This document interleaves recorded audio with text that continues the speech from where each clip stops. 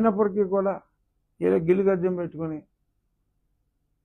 నేను రాను అని అంటే రాబోయే ఎలక్షన్లో ప్రజలు ఇంకా దారుణంగా ఓడించే అవకాశం ఉంటుందనేది నా వ్యక్తిగత అభిప్రాయం.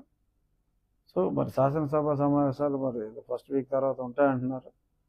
చూద్దాం. మరి ప్రతిపక్ష నాయకుడిగా కాకపోయినా వైఎస్ఆర్ కాంగ్రెస్ పార్టీ శాసనసభ పక్ష నాయకుడిగా మరి ఆయన వస్తాడేమో. అంటే వై నాట్ 175 అని అంత ఎక్కువగా మాట్లాడేసి మరి 175 మంది ఉన్న సభలో కేవలం ఒక మూల 3 వరుసలకి పరిమితం అయితే మరి బాధ అలా ఉంటుందేమో.